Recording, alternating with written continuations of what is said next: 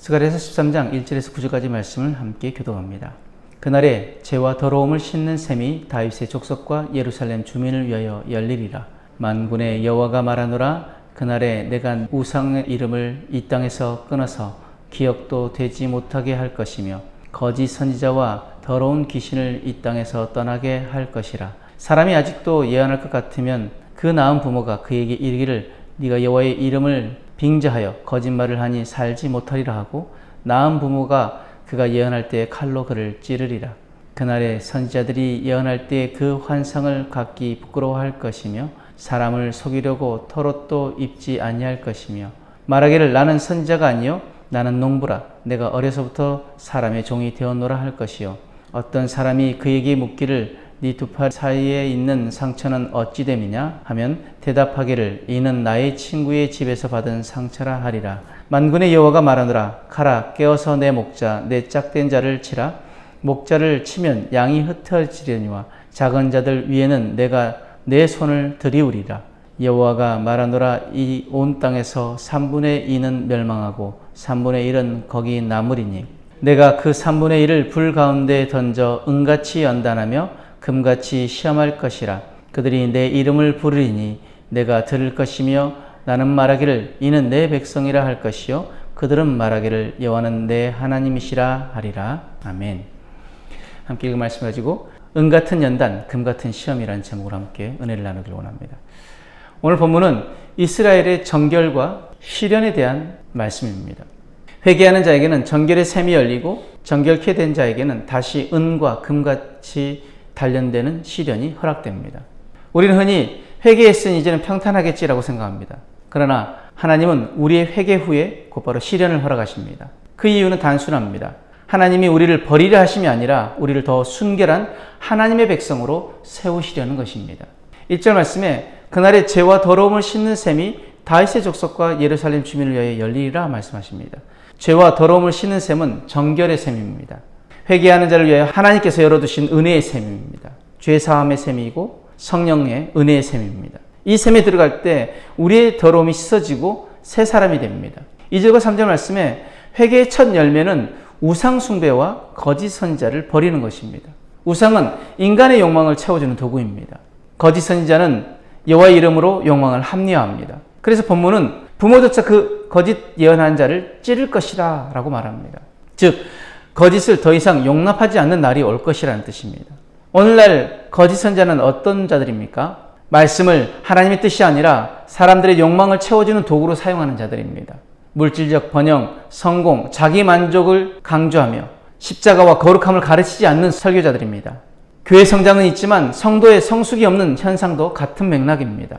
4절과 6절 말씀에 거짓 환상과 영적 체험은 부끄러움이 된다라고 말씀합니다. 6절 말씀에 내 두 팔 사이의 상처는 어찌 됨이냐? 어떤 사람이 물을 때 무엇이라고 얘기한다고 말합니까? 나의 친구 집에서 받은 상처다라고 얘기한다고 합니다. 자, 두 팔 사이의 상처는 무엇이냐면 우상 숭배할 때 황홀경이나 신을 잠재기 위한 수단으로 그 발에 상처를 내는 것입니다. 이것은 이전에는 자랑이던 거짓 체험이 이제는 숨겨야 할 상처가 된다는 것입니다. 진정한 회개는 가짜 영성을 버리고 하나님 마음에 집중하는 것입니다. 회개의 열매는 단순히 눈물로 끝나는 것이 아니라 거짓된 욕망과 우상, 거짓된 영성의 철저한 청산으로 나타나는 것입니다. 7절에서 9절 말씀에 이스라엘의 시련과 연단에 대해서 말씀하시는데 7절 말씀에 만군의 여호와가 말하노라. 가라 깨어서 내 목자 내 짝된 자를 치라. 목자를 치면 양이 흩어지려니와 작은 자들 위에는 내가 내 손을 들이우리라. 이 말씀은 마태복음 26장 31절에 예수님께서 인용하신 구절입니다. 십자가의 길을 가실 때 제자들이 다 흩어졌습니다. 그러나 그것이 끝이 아니었습니다.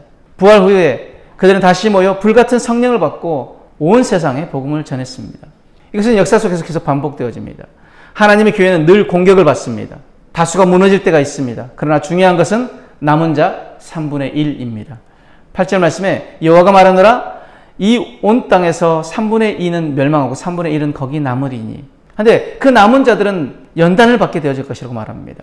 9절 말씀에 내가 그 3분의 1을 불 가운데 던져 은같이 연단하며 금같이 시험할 것이라. 그들이 내 이름을 부르리니 내가 들을 것이며 나는 말하기를 이는 내 백성이라 할 것이요 그들은 말하기를 여호와는 내 하나님이시라 하리라. 불은 심판이 아니라 정결의 도구입니다.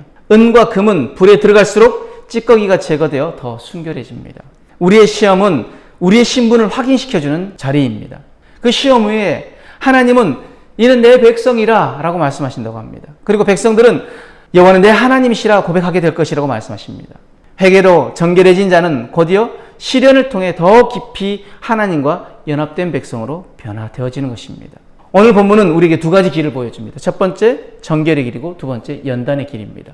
정결의 길은 회개할 때 하나님은 우리 안에 거짓을 제거하시고 우상과 거짓 선자의 미혹에서 벗어나게 하십니다. 연단의 길은 회개 후에도 시험은 남아 있습니다. 그러나 그것은 심판이 아니라 은과 금같이 우리를 단련하여 하나님의 참된 백성으로 세우시는 과정입니다. 시험은 고통스럽지만 결국 우리에게 가장 큰 복은 하나님이 나의 하나님이 되시는 것입니다. 이것보다 더 큰 영광은 없습니다. 그러므로 오늘 우리는 이 말씀 가지고 이렇게 결단하길 원합니다. 첫 번째, 정결의 셈으로 나아가겠습니다. 거짓된 욕망, 우상, 가짜 영성을 버리고 오직 하나님 마음을 붙들겠습니다. 라는 결단이 있길 원합니다. 두 번째, 연단의 불길 앞에서도 흔들리지 않겠습니다. 라는 결단이 있길 원합니다. 시험이 올 때 원망하지 않고 그것이 나를 하나님의 사람으로 만드는 과정임을 믿고 인내하겠습니다. 마지막으로 하나님과의 관계를 최우선으로 하겠습니다. 내가 원하는 삶이 아니라 하나님 원하는 삶을 살겠습니다.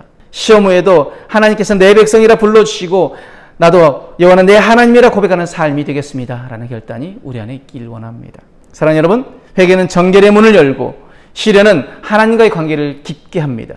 오늘 하루도 시험 앞에서 흔들리지 말고 은과 금처럼 단련되어 여호와는 내 하나님이시라 고백하는 저와 여러분들의 삶이 되어지길 주님의 이름으로 축복합니다. 아멘.